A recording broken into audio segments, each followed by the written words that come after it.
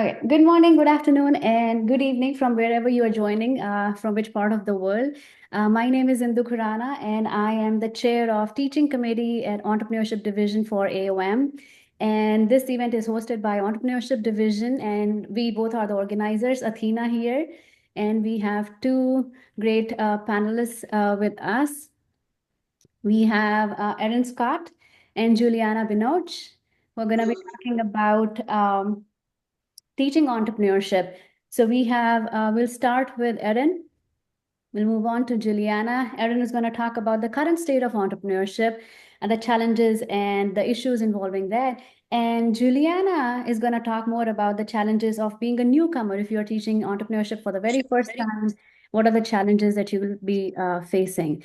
So we will monitor the chat. If you have any questions, please hold on to them because we have allocated a set time if you can ask where you can ask questions. So we will start with Erin. Erin is at MIT and has recently published a book, Entrepreneurship Choice and Strategy, seasoned entrepreneurship teacher. And we will let Erin talk. Perfect. Well, let me share my screen. So first and foremost, I want to thank the organizers. I know in my own journey into the classroom that AOM and the various teaching committees have been instrumental in both getting me in the classroom and successful in the classroom, but also continuing year after year to bring innovations into my classroom. And I see some familiar faces in the room, which is great. And I'm seeing, many of last AOM was a lot on bringing AI and other tools into the classroom, which is wonderful. What I wanted to talk about today and what the organizers, when we chatted about, what I'm doing, I wanted to share a bit about the class that I teach. This was very fortunate to be recognized by ENT a few years ago about the innovations that we had brought into the classroom. And this, we've then transformed kind of that classroom experience and the materials that we had developed into a book that recently came out in December. And I wanted to ground both the motivation and the opportunities and the challenges in the classroom with the kind of entrepreneurs that we see in the classroom. And so this is Catherine Hormoth. And, her entrepreneurial insight in the classroom was actually motivated by her grandmother, I believe. Her grandmother basically said, we have all these inventions, we have robots, we have AI, but, our tights can't last the day. Someone should do something about this. And for her, this was this, really key entrepreneurial insight. And she came up with this premise of, maybe she could use, literally ballistic nylon, not ballistic materials used for police officers, in preventing bullets from going through, and actually make clothing from that lasts the demands of the day. And, it's interesting to think about when someone comes to you with like a pretty curveball idea like this, us in the classroom is really helping them think through the many choices that they face as they go forward. In particular, entrepreneurs, when they bring that idea, especially I feel like as a student, a big question for them is, should they commit to this idea? Should they commit to entrepreneurship? Is the idea viable? Why now and why them?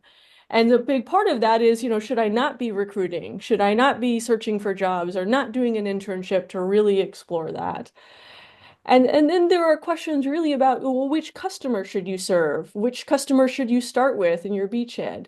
How should you bring that product or innovation forward? And of course, how do you think about the team you develop? And then, of course, the questions start to be, how do I think about how I move into the marketplace?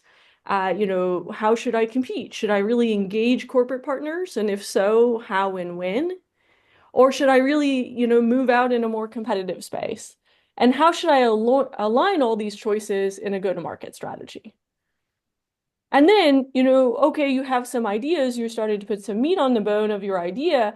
How do you learn and experiment about the opportunity itself and a lot of those alternative choices as you move forward? And then, of course, how do we think about funding and laying the foundation for scale, as well as pivots along the way? And these kind of fundamental questions that I would find, really is the core of every entrepreneurship class I've ever taught. That is what the entrepreneurs or the students are seeking from us, is the core of this textbook that Indu just mentioned, which is, first and foremost, helping our entrepreneurs really understand what is the choice of entrepreneurship. That choice is, really widely varied. Entrepreneurs have a lot of different versions of what brings them to entrepreneurship and what type of success they are seeking. And so helping them understand that, as well as where opportunities come from, and really what is a strategy for bringing that opportunity to the marketplace. We then go through those core domains of choice, customer, technology, organization, and customer competition, helping the students really synthesize the full kind of research and practice that our field has developed over the past 3 or 4 decades, putting that into an actionable framework that they can use to really synthesize their choices. And of course, we know that these choices are not made in isolation. And so then we introduce these 4 strategies for startups, which outline really how to put those ideas forward and consider those alternative pathways for them. And then moving those alternatives into a plan for action and considering both financing and scaling. And this is all centered on that universal challenge for entrepreneurs of all types. How do we choose the path ahead? How do we not kind of sit on the fence with analysis paralysis and not actually move forward with the idea itself? And for Catherine, one way that we engage our students to help them learn about the entrepreneurship is to reach out to mentors and advisors in our ecosystems. And she received a lot of different tips about and advice as to how she should move this idea forward in the marketplace. Some said, develop this tech and then license it to a lot of different players, and they'd move that out. Others sound this is great. You should work with, the Lululemons of the world to bring it into the market. Other advisors said, actually, you could really create a new type of material as a foundation, for far more broader kind of innovations and applications across the scope. And then others said, oh, this go direct to consumer, iterate, build your own brand. But the thing is, and this is something that I find, and I'd be curious for folks, and feel free to drop it in the chat. I'd feel curious to the extent to others in this room find themselves playing a similar role in their ecosystems as I often play, which is that many of my students get a lot of conflicting advice, whether that's from advisors or mentors, or even just when they read different playbooks online and different entrepreneurship advice online. And they come into my office and they're like, I talked to this person and they said the first thing I should do is X. And then I talked to this other person and they said the thing I should never do is X. And so they asked me, who's the idiot? Well, one time I had someone really bluntly and they're like, who's the idiot? Who should I trust?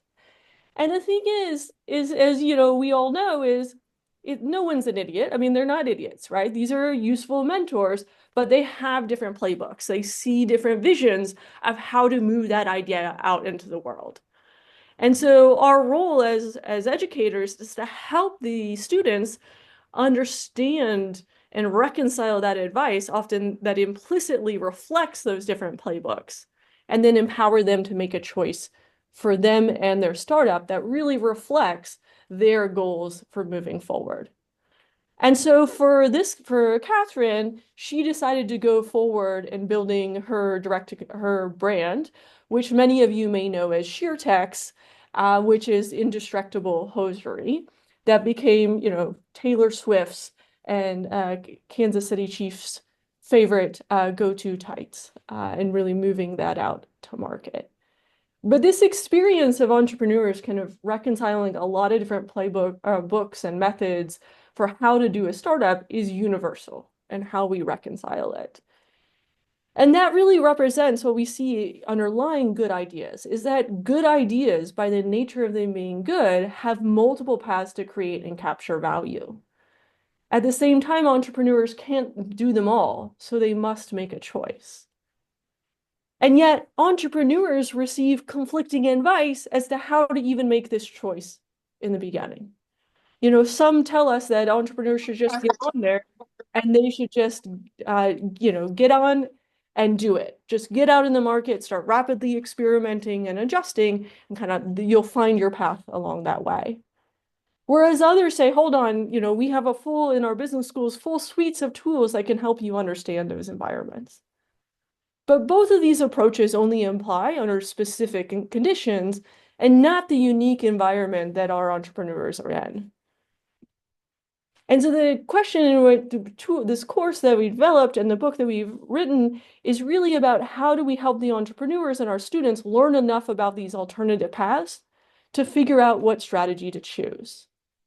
And first, you're really helping them understand that entrepreneurial strategy is this choice among these different paths, and that those alternative paths reflect different strategies.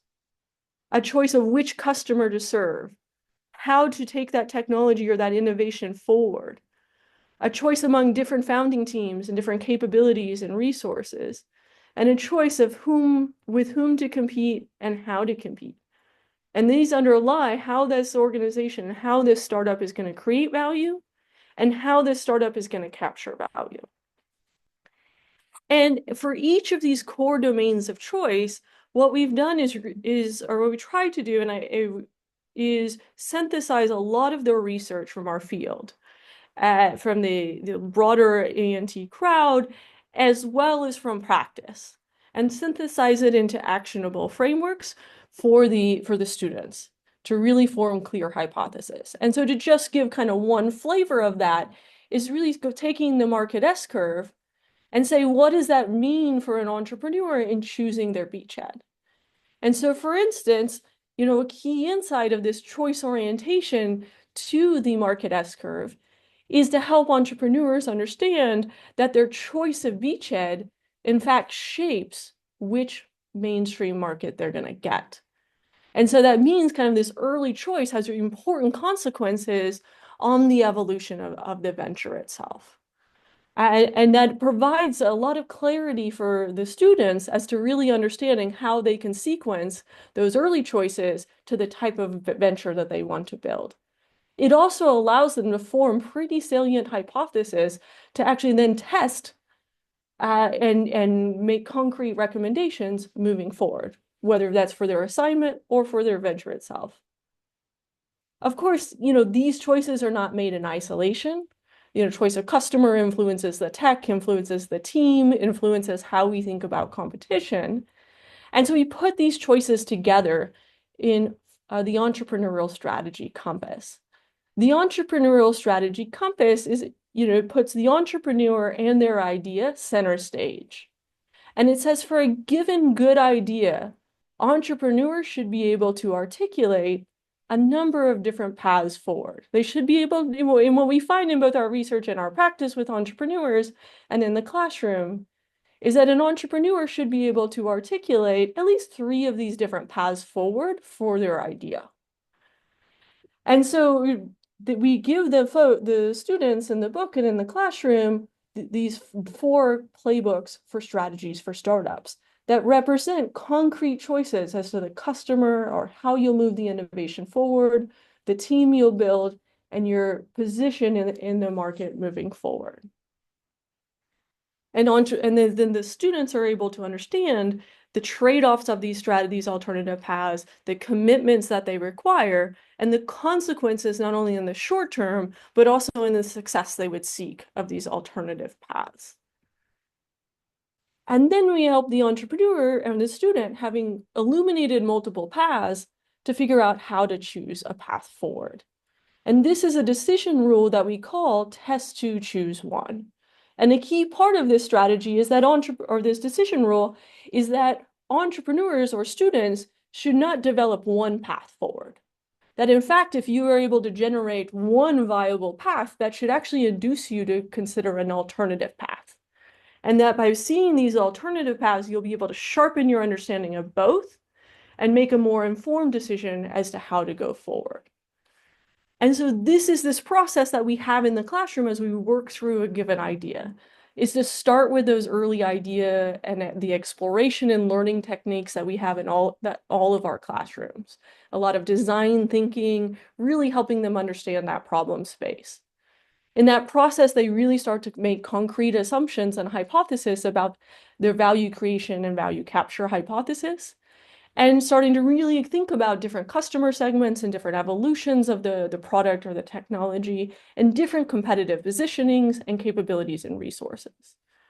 They then build those alternative entrepreneurial strategies and then consider additional experiments they might do, low commitment experiments, to sharpen their understanding of these paths. A lot of times this is where we get them out of the room and say, go talk to folks, really see where the rubber meets the road on your hypothesis. And then inducing them to step back and say, based on the information you know, not which of these two strategies is better, but rather of these two viable strategies and path forward, which one really reflects your goals for entrepreneurship and your goals for the success you want to seek with this opportunity. And so you can see what we do is we kind of, they use these compass or these canvases to build their multiple viable strategies and then use exploration, learning, and no commitment tests to sharpen that before then committing to some low commitment experimentation. And I just wanted to show you, these are not infinite analysis. Rather, what we're asking people to do is be concrete as to the distinctions between those different strategies. And so this is a student, startup, and you can see it's not infinite text, but in considering alternative strategies, they were very clear as to these different pathways that allowed them to have clear guidance as they built their startup, as they both decided whether to commit to their startup and to build their startup itself. And so these strategic playbooks synthesize the research and practice from our field over the past 40 years and assist the student in understanding these alternative paths for taking their idea to market, and then allow the student the agency and the responsibility of choosing the path that draws on their passion, skills, and the entrepreneurial success they seek, but while also taking seriously the challenges these alternative paths reflect. And so as we've thought about incorporating this into both our course design and curriculum, one thing that we have done is that our introductory courses are now case-based. And this allows the students to really see this in action in a range of different industries and a range of different business models and put these into practice. And then they take on various entrepreneurship, design thinking, marketing, finance courses and electives. And then we come back and having capstone projects, which might be a traditional project orientation course in entrepreneurship, or might be a startup consulting project using these tools and these strategies to evaluate various startups. And then in our project-based courses and our accelerator programs, we use this entrepreneurial strategy compass and encourage students to apply with 2 or 3 proposed strategies for their ideas. And then over the course of the program or the course of the course or over the course of the program, to use frameworks to really push those choices and refine those choices, and then do a lot of experimentation and testing to evaluate those alternative strategies.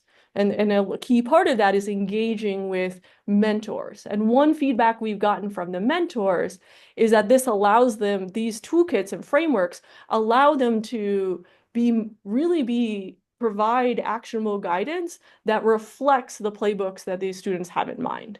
And so instead of kind of nudging the student over here when the student is trying to go here, there's a lot more clarity so they can be far more actionable.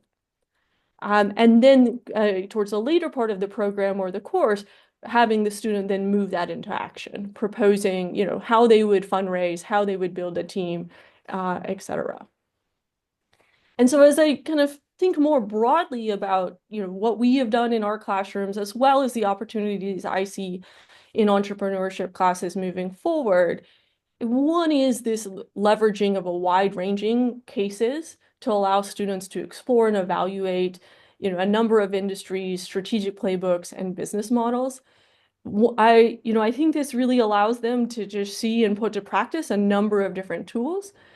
As well, one piece of feedback I've gotten from students in the case bank is that they actually like this a lot because many students are apprehensive of jumping into an entrepreneurship project-based course, with all the uncertainty and the dimensions of doing that.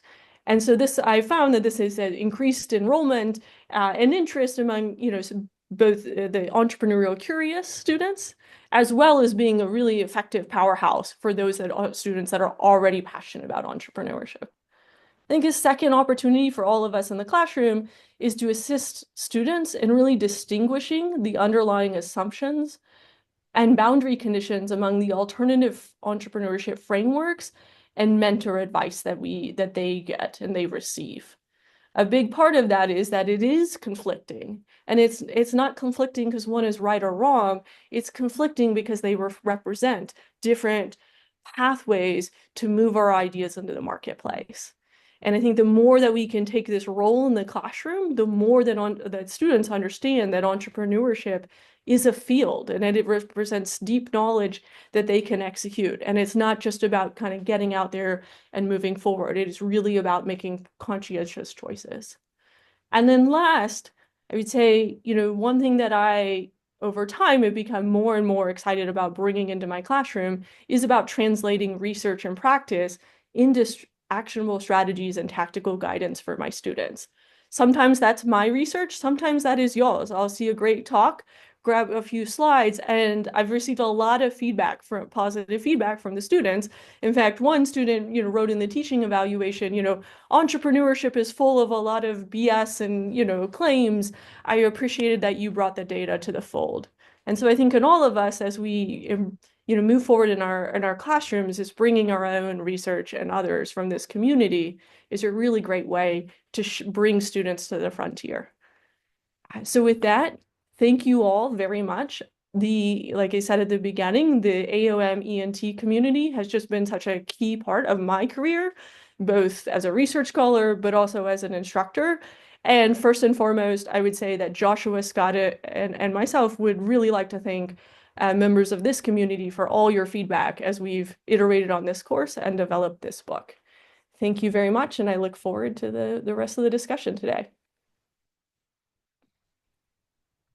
Thank you, Erin. Thank you so much.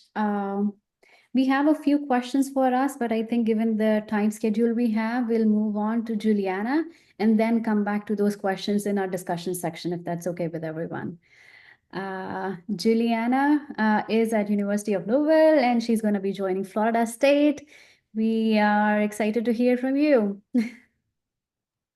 Thank you so much for the invitation, and I'm seeing so many people. I'm so happy. So I'm going to talk about the first time teaching because, as Erin says, it's so important to translate our research to talk to undergrads, but we have to do it in a way that the experience in the classroom can be good and engaging for them. So let me share my slide, and as always, no matter how many times we do this, we always have some problems. So I hope everyone can see my slides. Everyone, all good? Yay, fantastic. So let's continue. So you got the first call from your PhD director or from the department chair that you're going to teach for the first time. I don't know how you guys are doing on your PhD programs, or even when you become a faculty or you just change university, someone says that you have to teach a discipline that you never saw before and how you do it. So I don't know you guys, but I got like, how I'm going to do this. I have no idea. So what I did, and it's always an improving path. So first thing first, you have, at least I believe that you have to be genuine. You have to be authentic. You should not mimic someone that it's not even the same as your values or same as your personality, because if you just mimic someone and their pattern of teaching and you're not like that, it's going to be very hard for you because you're not going to be able to sustain that throughout the semester and throughout your entire life as an educator. So find out what is yours. And how are you going to do that?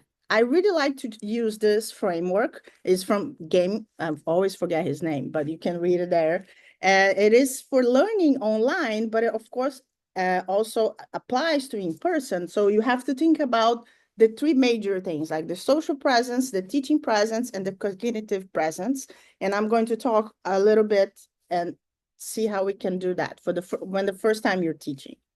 So the first thing is that teaching presence, like is the role of educators of how you are and how you actually can provide the best practice and the best exercise for your students, how you can combine the social part and the cognitive part. So you have to establish your role in the classroom, know your expectations and boundaries, but if you never taught before, how are you going to know where your teaching style? So there are online assessments. I'm a big fan of vicarious learning, where you can actually learn from observing other people. You can have that by positive way. You see a person, a faculty that you admire, that you really see it. So I suggest that you go shadow one class or more if you have time to see how they engage on undergraduate classes, because it's different when you are in the PhD seminar. We as a PhD students, we have much more accountability, we have more seriousness than what the undergrad has. It's different expectations and how the role, even you have to know that, because if you teach in a PhD seminar, it's going to be different. How you're going to teach in undergrad. You're still going to be the same person, but you can give more responsibilities for PhD students. And it's going to be different from the ones that you do for undergrads. So seeing what they do and how you can see what is best for you. And also a very good example for me is that, remember, you always have some faculty that you didn't like. So think about that, how you do not want to have your students to experience something that you passed through. And I'm like, I do not want to be like that person. So make sure that you do not follow that. And if you are authentic, you're going to have mix of combination. You're not going to be just one lecture all the time. You're not going to be just giving them case studies. It's always going to be a mix, and it's going to evolve depending on the class, depending on the students, depending on several factors. So it's a continuous engaging and thinking about how you are as educators, how we are as educators. The second is the cognitive presence, and it's combined, of course, how you are an educator. How are you going to choose? What are you going to choose for the students to learn and apply?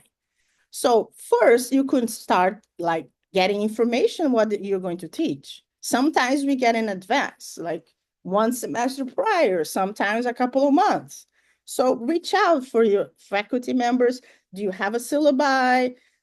I also ask other people, do you have a syllabi about that? So for example, now I'm going to teach here at FSU in G. Moran, leadership. So I start to reach out to people like, hey, what have you done before? What do you think it's better?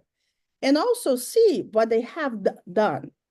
People love to share their experience. And even if they share materials with you, I strong recommend make your own materials, because you will see, because you make the class your own. So if you get a class with all slides, you still have to change it and see how you're going to provide that to your students. Otherwise, you're going to memorize that content, and it's not going to be a good class. And also always try to reflect the best practice and select the most effective materials to help your students, how they will learn and apply, how they will think critically. So thinking about what Erin says, well, you can have two ways to test. So how are you going to choose? And once you test, then you can choose one. And also try to connect the abstract ideas and translate that to a problem-solving format. Regarding the social presence, really seeing your students. Do not just see them just a number or just like a abstract person that is just there for 4 to 5 months. How are we going to foster a positive learning environment? Because when students they are in a trusted, collaborative, and open communication setting, they will engage more, they will learn more. I like to always know their names, their interests, and also, as I said before, you be authentic. So the first time I was teaching in Louisville, I, I I I was teaching creativity. So I always arrive 15 minutes before my class, and I play music. And I said, you can arrive early and engage with me about your life, or you just stay in silence. That's okay. But I asked them, like, what is your favorite music? And then I was always engaging them, and I always like, well, what are your class you're taking? And then I knew what their class is. And I'm like, hey, how is your class this week? And the students were like, but do you really want to know? And I'm like, yeah, like that's why I'm asking. And they saw that I was really seeing them. I was really, really worried and really wanted to know more. And one thing that has helping me also is just having clear expectations about the class, setting the boundaries. One thing I learned only recently is establishing email response policies. So my research is about work-life balance because I do not have work-life balance. So my students sent an email and I'm just like replying to them in 5 minutes. And I'm like, this is not helpful for me. This is not good. So now, since last semester, I have a policy in my email. If you do send an email after 5 p.m., I will reply to you the next day. I tell them that, but it's very high likely that will respond. But I have clear expectations from them that if they do that after a certain time, I will not reply at night. They have to know that. Otherwise, they will keep sending emails, especially if there is a test or an assignment due. So that helps. One thing I established in my class, inspired by one of my mentors, is the social capital token. What is that? It's that we know students will have something they will forget about some assignments, some tests.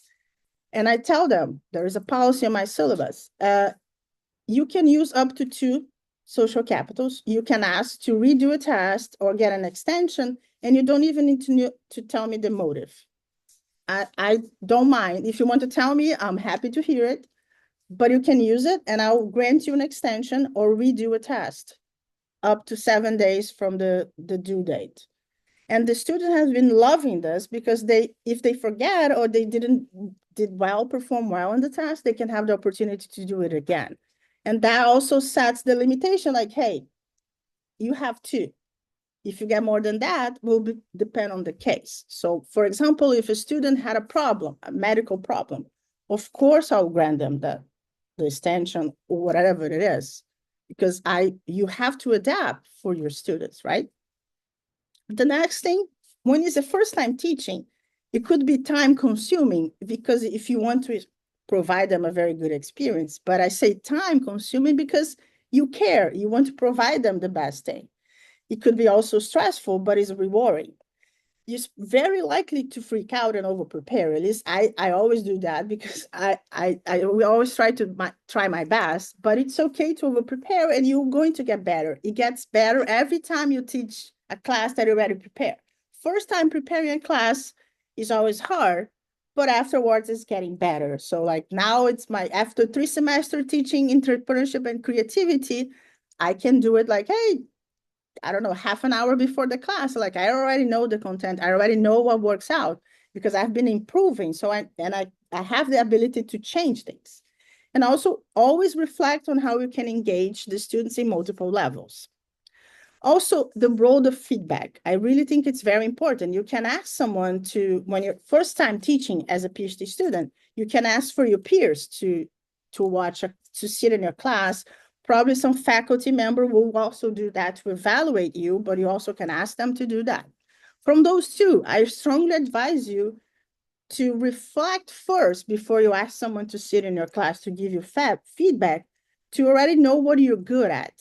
So you don't just like, hey, just tell me overall your impression. No, take advantage of their time and say, hey, I think I'm not very good yet about something. Like I'm not very good. Like first time I was teaching, I was not very good on giving my students time to reflect. Like I made a question and the awkward moment of silence freaked me out.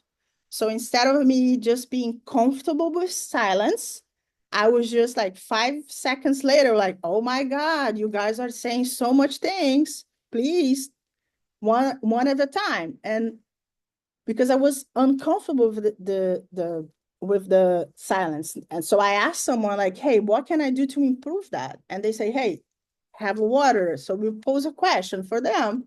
You just sip water and let them. And if it takes a minute, okay, let them think. And also, if it takes too long, it's going to be a pressure peer of them to be the first one to start talking. And we have to be okay with the silence. The feedback from the students, they also give a lot of good feedback, but of course, they always want to try. Like my first time teaching, I had so much assignments. So one of them says, well, it's too much assignments. So I first then, okay, let me reflect and make sense. So my first time teaching that discipline, I had 12 assignments. The third time I had 6.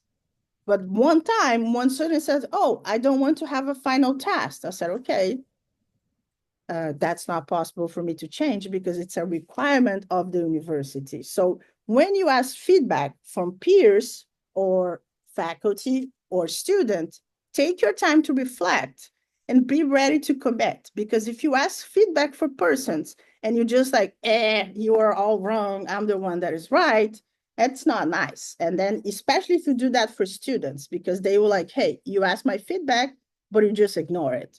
So explain, if you ask for them specifically, like, okay, I hear what you're saying, I reflect, so I'm changing X and Y and Z because of this. I'm not changing A and B because of this. Because the students, when they feel seen, they feel heard, they will even engage even more. And that is something so when my first time teaching, they told me like, it's too much assignments. 5 of them says that on my official feedback review of the class, like she really listened to us and changed it. So you have to be willing to commit, and that will impact your student.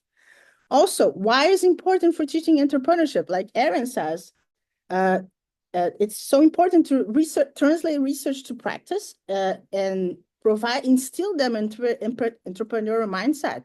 And theories do not evolve without entrepreneurs. So if you're just like, oh, the boundary conditions of that theory, blah, blah, blah, they will just like, what? Entrepreneurship is uncertainty, but if you provide a good environment, you can still teach them like, hey, it is uncertain, but you have to strategically think like, oh, if I go to X path, that could happen.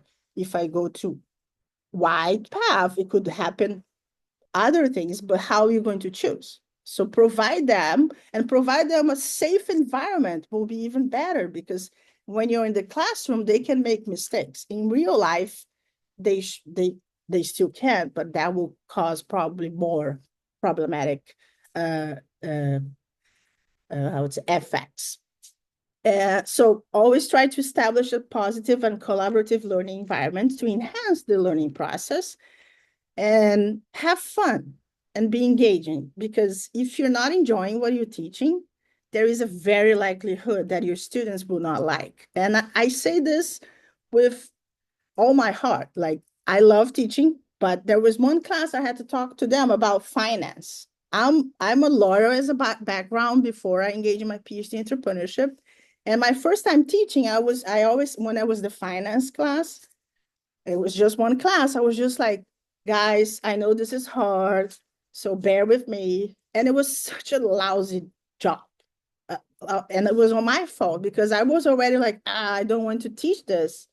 So I changed my own mindset to love, and like how I can make reading Excel file and make it super interesting. So my experience also changed throughout, just like, hey, I have to make this fun. I have to make this a good way for me first, so I can do that to my students. And what resource can we use? So AOM Entrepreneurship Teaching Committee, Indu and Atina are doing a great job. And thank you for this invitation. The entrepreneurship division are great. If you engage with them, you reach out to the members, the faculty, ask the syllabi, ask what works out under what the best exercise. What I love to teach, always like to ask people is just like, what's something that you did in your class that didn't work out? Because you're going to see when you're teaching, there are certain things that will will be amazing. Students will love, will engage, and will be fantastic. Others will not. So take your time to write it down what didn't work out, because then you can improve for the next semester. There is also the experimental classroom clinic. It happens every year, and it's focused on entrepreneurial educators. This year is on September 11 and 14 here in Tallahassee. USASB is a conference that connects research papers and experimental exercises. So it's a very good one. There are Harvard business cases. There are case studies that you can apply. There is Erin's book that you can buy and apply to your class, and several things. Always reach out, always trying to focus on thinking how I can improve, how I can make this concept better for my students. So, as an example, what I'm going now, I'm going to teach leadership next semester. I never thought that before, but I have been thinking like, how I'm going to teach leadership to students that doesn't even have age enough to have, like, they don't even know if they have a job yet, if they experience that, and probably they are not the leaders. But how I can make that in a way that is better for them to experience, instead of me saying like, oh, because the LMX theory of leadership says blah, blah, blah. So that's been my focus now, and I'm having reaching out to people to say, hey, what have you done? What works? And also doing my own homework of what I can find beside asking people. And I like to finalize, this is exactly the last slide I use on all my classes. And this, I always like to show this because it's what I try to do in my class, is that even if you don't understand anything that I just said, I want you to be comfortable to reach out to me to tell me what you didn't understand and how I can help you understand. So as we go through with the continuation of this talk, if you didn't understand anything, please keep calm, ask me, shoot an email, connect with me on social medias, and let's talk more, because I think our roles as educators is to engage students through entrepreneurship, to help entrepreneurs survive and thrive. And we can do that better when we help each other, right? So thank you so much. And I'm looking forward for if there's any questions or anything. Thank you so much. Let me stop sharing.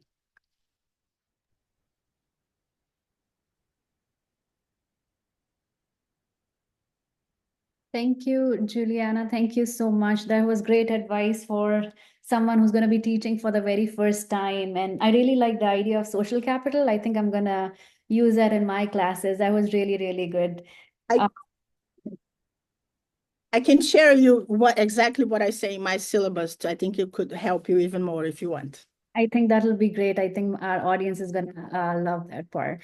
No. Okay. So what we're going to do now is, I think we had a few questions.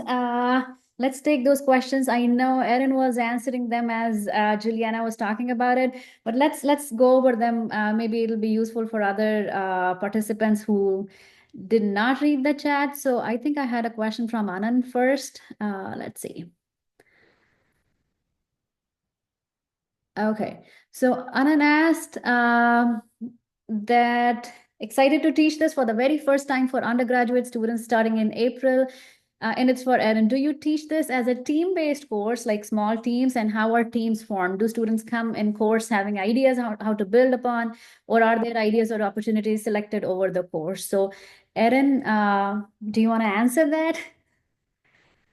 Absolutely, but I'm open. This is always, I think, the one of the challenges, and I used to do it a combination of ways, both like some, assigning people, trying to get more flexibility, get them to work with others, and I've gone back and forth. What I do now for the case-based courses and my project-based courses is I allow them to form their own teams. Part of this is just the practicalities of my classroom, where there's a lot of students from different programs, and so that allows them to really match to their schedules. Obviously, with a case-based course, there are some individual assignments that they do individually in addition to the cases with their group mates. In the project-based courses, I give the students flexibility on, for some, they're going to come, a group of 2 or 3 co-founders or potential co-founders who've been, maybe in a hackathon with their idea or so, otherwise kind of floated, and they'll come to the class to work on it throughout the class. Whereas others, they'll get together as a team and they'll kind of spitball different ideas together before kind of deciding which one they want to move forward in a project. And one way I kind of do that if they cannot think of an idea is in those consulting projects where I say, okay, here is a startup, use these same techniques to really evaluate what you think of their strategy and what you think of those alternative paths. And so that kind of balances it between those that come with a project in mind and those that, need to choose something pretty quickly to get moving on things, but, are still wrestling with different ideas.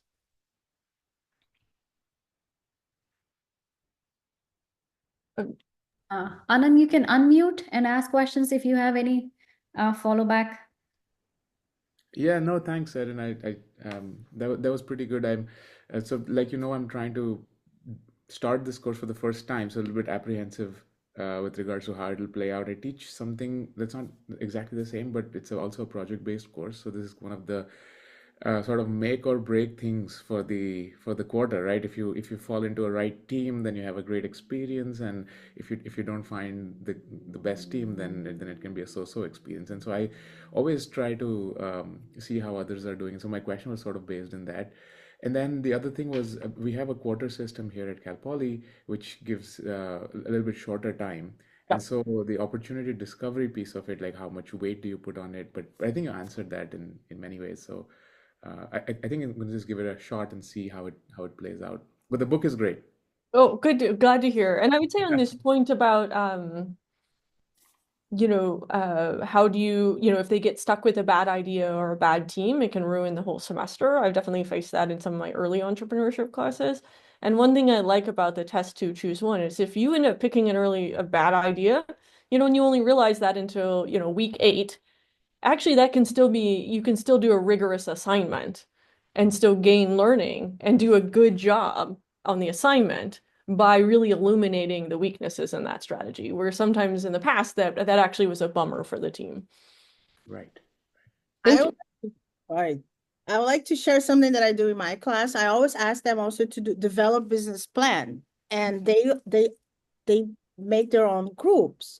But I allow them that I said, no matter what happened in the group, you have to deliver that.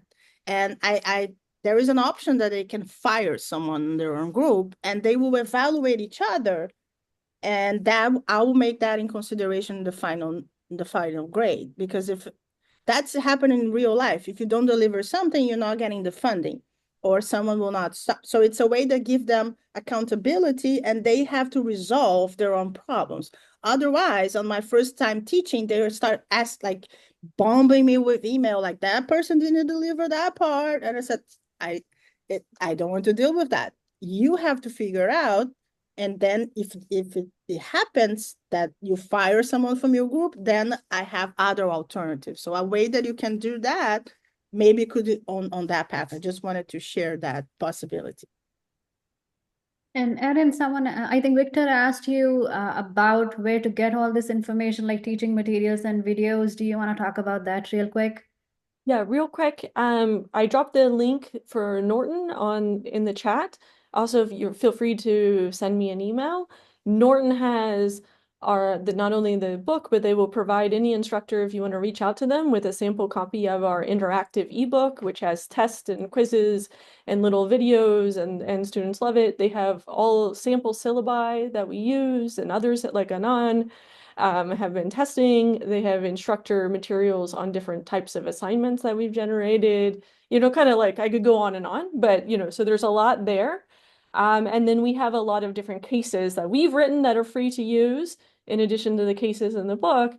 And then we've also been aggregating a lot of the great cases from the field, from Darden, HBS, Ivy, et cetera, to, if you're looking to integrate cases in different industries or different regional contexts, point folks in that. But at any moment, feel free to email me and I'm happy to share and point you in the right direction. Thank you so much, Erin. Sanjeev, you have a question? You can unmute yourself and ask the question. Yeah, thank you. I have a very quick question for Erin, which is how early do you think that one should include, the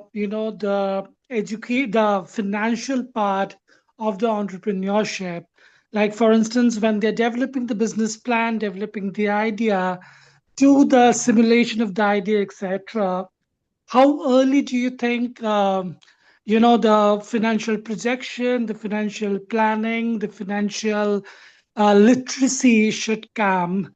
Should it be at the later part, or how early should it be? Because that seems to be a very important and very crucial part of the entrepreneurship journey. Thank you. Absolutely. And I'd love to hear Juliana's response as well, both having taught finance and entrepreneurship. I know you've balanced that as well. For me, I'm pushing the students to make assumptions and be clear as to kind of their estimates, knowing that they are estimates, and doing that throughout. So when they're doing the considering alternative customers, I want them to do not only a qualified value proposition, but also start to put some meat on the bone about what the estimates might, a quantified value proposition. And then when we get to those alternative strategies, there's going to be different things that I'm going to want them to at least get an order of magnitude as, what would this business model look like if you do this? What would a licensing deal in this environment look like? How do you think it would improve the cost estimates? So those are definitely there. One thing I really encourage students to appreciate, though, is that they are hypothesis. And then being clear as to how they form that estimate and what information they would need to sharpen that estimate. And then when we get to financing, a big part of that is to appreciate that VC is not the only path. It is a path, and they should understand the consequences of that, but also understanding that there are a myriad other routes that many successful ventures do. And then bringing that, ground to earth at that process, really saying what are those unit economics at that point, and et cetera. Right. Okay. Thank you. I was talking more in terms of just one more question there. Different industries, different domains have different cost of acquisition. We're talking about cost of acquisition of a customer.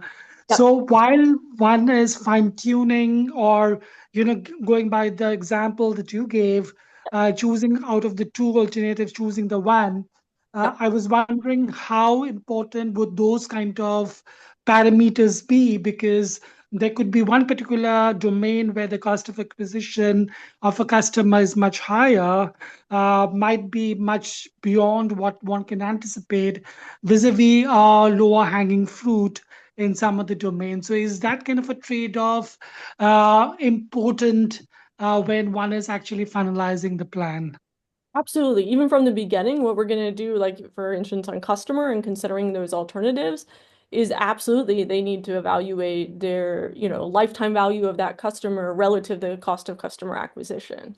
I say that you have to be able to reach that customer and create value for them and serve them before they're even an option to consider the implications of that early customer as you move forward. So absolutely, I would say that is something we bring in, and then in those strategies, then pushing it layers deeper about, really what are the consequences of that and how does it shape your ability to, move down that learning curve or otherwise.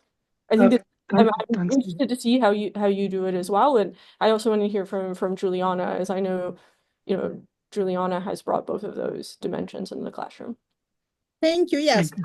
The business plan assignment is just one part because the discipline I was teaching is the first one in the entrepreneurship minor. So I want them to give an overview of the business plan. But as you said, they had to show like, hey, what is the estimate? You have this business idea. So what license requirement do you need to do? How much would cost? How much would estimate for you to continue this project? So I provide them an Excel file with probably some cost they will have, but they have to elaborate a little more. I don't go deep on that, but I require them or ask them to think about how can they get the financing, how they can see their costs. So like, okay, maybe I can roll out this until I start making money. So how are we going to do that? So I try to show them that good ideas, they are everywhere, but how are we going to make that in a business idea, and what are the costs, and how are we going to make money on that? Because our students are very, very creative. They come with several ideas, but when you ask them like, okay, sit down and think about what do you need to get this idea out of the paper, and then they're like, oh, maybe that's not a so I think what I do with them on this first discipline is just like, okay, what can I do? And I know that in the third discipline of the minor, they do have 1 semester of just doing and preparing their business plan. And I think that's what you do in your class. Like they have the entire semester to do that. Thank you. Thank you, Juliana. I think Anand had a question. Oh, I was just going to ask Juliana, because I also have the fire my team member in, like, as an option. Have you ever had that? Has anybody fired their team member? Yes, they had, and it was very interesting because I provide them. So what I do in that specific assignment of business plan, I ask all the same grading I have for each group, I provide to all students, and I ask them, you are also helping me grade everyone. So, and I think it's very good because the students start to being very much more critical. Like, you didn't develop your idea. You didn't explain what market, like, what is your customer? You missed. And I'm like, oh my God, and they're actually even tougher graders than me. And they have a different grading also. They have to evaluate themselves and give a grade and justify, and also in case of like they evaluate no matter what they're on, and their peers. So if the ones that fire, it's even more problematic, so they wrote like a page. But when there are some problems, that it's okay when you're working in a team, so you justify what grade, and I take that in consideration in the overall grade. So I gave the group a grade, and the individual group, I justify like, hey, the group got an A, but you were getting a B or a C because of that. And based on your own assessment and your group assessment, you didn't perform well on those.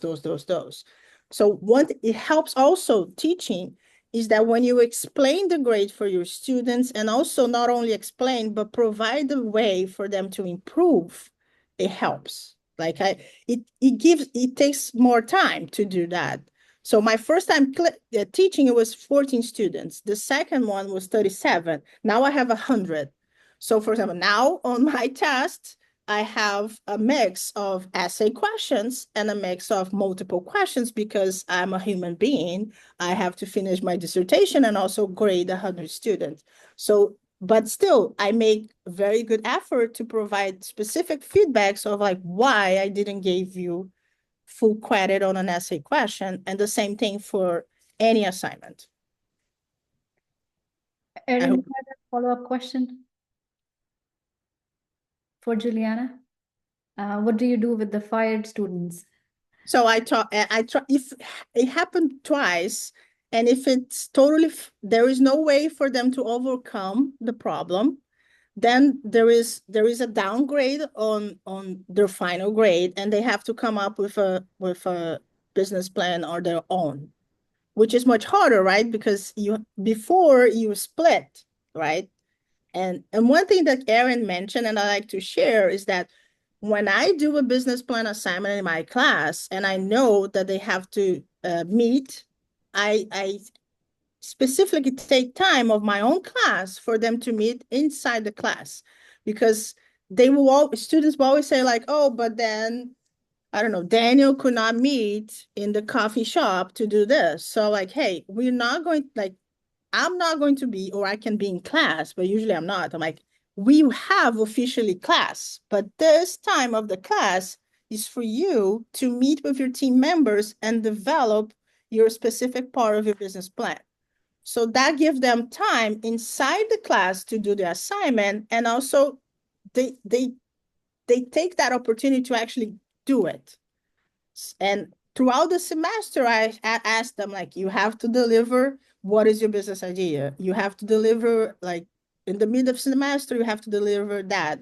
Because if you ask everything in the end of semester and don't give them time, they will not do it, or they will not do it very well. So that's what I did in my first time teaching, and I has been working out. So that's why I'm sharing it. Victor has a question. Victor, go ahead. Sure, guys. Thank you for the presentation. Lovely. I'm learning so much here. I'm talking to the chat all the time. But my question is to both Erin and Juliana is like how much of the follow-up you do with the students, or maybe even to everybody here, that once we teach our students, they are into the wild, they are in the unknown world. So do you trigger them like to, hey guys, take a look on SBIR, Small Business Innovative Research Grants, or look for NSF, or look for incubators, accelerators? So my main question is like, what's next? They conclude the class, congratulations, certificate, A, B, C, or D, whatever, great. Next, what's next? Do you want to go first or? Okay. So I try my best to make a very good environment and creating a rapport with my students. So what happened after class? I always make myself available for them. I said, I'm not, and they always reach out, and I always tell them, like, I don't have psychic powers. I cannot tell you what you have to do. And I said, as a lawyer in my previous life, I cannot tell you to go to path A, because if you do that and you don't succeed, you're going to sue me. So as a protection of myself, I'm not going to tell you what to do, but I'm going to do all my best to get the information and everything that I can support you. So when students come up to me to, like, what should I do with my business idea? I try to connect them with opportunities. If they need me for example, recommendation letters. So that's something that my students always reach out. And I'm very glad to share, like, 4 of them continue their studies in entrepreneurship and now are in MBA courses. So it depends how you evolve with your students. At least it has been for me. So they reach out and I can provide them with the resources and knowledge to the best I can, and then continue from that. Great question, Peter. One thing that I do is as we teach these different strategies for startups in the entrepreneurial strategy compass, I take a few minutes at the end of those section, at the end of each strategy section, and say, if you were to choose this strategy, what resources in our ecosystem would you then leverage? And I ask them, what courses would be particularly relevant if you were going to execute along this path, what accelerator programs, etc. And that helps them, one, learn and share the knowledge in the classroom of, like, oh, this accelerator program is great, but it's great for a disruption if you're doing that. Or this program is great if you want to figure out how to patent. Or this is the great design thinking course or negotiation course. And so it provides, I think, a nice guidance on really where to go next with that idea. And like Juliana said, one thing about being an entrepreneurship instructor is, they're always coming to your door. I think the most famous thing I've had happen is in the middle of a dental appointment, drill in the mouth. My dentist started pitching me a startup idea and asking for my feedback. And so, yeah, it is a continuous, I don't track those startups, but I do continue to stay engaged with them. Thank you. Ricardo, you have a question? Thank you so much. Such an interesting webinar. I really was interesting about the book. I have already taught entrepreneurship in the past. And I just wanted to share a few ideas related with what we were hearing about. Namely, for instance, finance in entrepreneurship courses. So I have a master degree in finance. Then I did the PhD in management in entrepreneurship. But for me, when coming from finance, I always approach finance in a very rigorous and comprehensive way, which is really challenging for entrepreneurship students.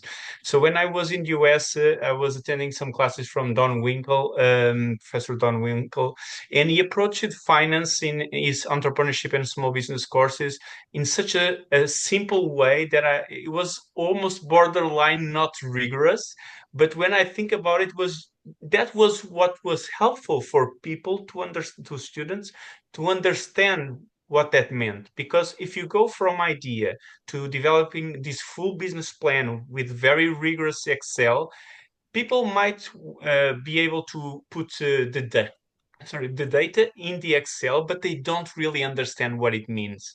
So I think it's interesting to introduce finance slowly through the course.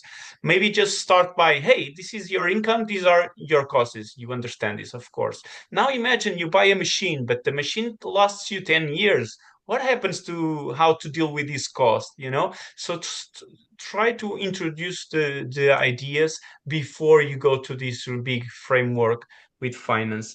The second issue that I wanted to make a comment was I already did the 360-degree evaluation, as you were mentioning. Like you evaluate yourself, you evaluate your peers, you yourself as a professor also evaluate. It's really challenging. If you have a lot of work like we guys have here, I only did it once, to be honest. Okay, it's very time consuming. Now, this creates a question and a challenge when you are in a situation where a team member is fired, right? Because you don't have enough information. And what we did at ISEC at Lisbon University was we had this course where they would have to make presentations like 4 times during the semester. And so at any time, they could say, listen, you are fired. The next task, the next presentation, you are no longer in the group. And that can be managed. Why? Because in the next presentation, they might follow the initial idea, but they have a different next presentation. So it's doable. The firing doesn't entail that you have to give a 0 to the student in the end or something like this. So yeah, that was just my experience that I wanted to share with you guys. Thank you so much. Thank you, Ricardo. There was a talk on chat about Notion, and Darren said he uses Notion, so I thought it's great if we all hear from him what his strategy is. Darren, go ahead. Sure. So one of the things that I realized in my class, so I teach entrepreneurship and social entrepreneurship at University of Texas Austin, is they just create slides. You know, we're creating slides, we show slides and slides. Nobody wants to see those slides when they're done with the semester. It's a complete waste. And so as somebody who's worked, I'm transitioning into academia. I've worked in industry for many, many years. And so I like something that's deliverable. So let me, if you don't mind, I'll share my screen because I'm going to send a request if I can share my screen. I'll just show you real quick. So what I implemented this year was every student, every group has to create a Notion page that has to house all their information about their startup that they're working on. And once they do that, by the end of the semester, they've built the whole business plan and business model within Notion that they can copy and they can basically duplicate and save it on their own personal Notion page. And they can actually then share a URL. They can post it online, share it online, and they can use that as part a pitch. They can use it for a job application. You should see my screen now. Is that correct? Let's see, let me make sure. Screen, yep. So everybody should be seeing my Notion page. So this is a couple students' pages real quick. So this is first one. So they created their team page. They've got their table with like what they're working on. They've got their basics so that all their information. I won't scroll any farther down because there is some PPI in there. But here you can see they've kind of outlined what they're working on, and what they just did on Monday was a pain and premise research. And so what they have to do is they have to build a pain and premise research in addition to doing the slides. So all their data is built into here that they can go back and reference. I can see the history of every student who's working on as long as I have editor access. So I can see who are the ones actually building the pages, who are the ones who are not, who are contributing to it. So if I see that there are students who are maybe not contributing as much, I have a little bit of evidence to that versus having to rely on hearsay. But they can build all their information about everything they do. And they may be using AI for some of this. They may be bringing it in. I'm fine, but I want all this data in there that they can collect. And so for another example, this Notion page is they've created a little bit differently. And the thing about Notion, so it's a relational database, but you can basically, as blocks, and you can build all kinds of amazing stuff with Notion using these different blocks. So this one, they built it a Gantt chart. So they've got all their information here about their about kind of what the flow of the semester is going to be. And you can see all their information is kind of nice and organized here. And then I'll show another one. This is, I can't show their team page because it has their PPI on it, but you have here paint a premise, and then they break down their causes. They talk about like they're talking about fast fashion and textile waste. They're getting all the data. So I'm having them build out this whole page. And so by the end of the semester, they're going to go in and they're going to have, the goal is that they're going to clean up this type of page here that is an easy shareable page for anybody they want to hand it off to. And I bring in a bunch of mentors from, especially Austin Tech community.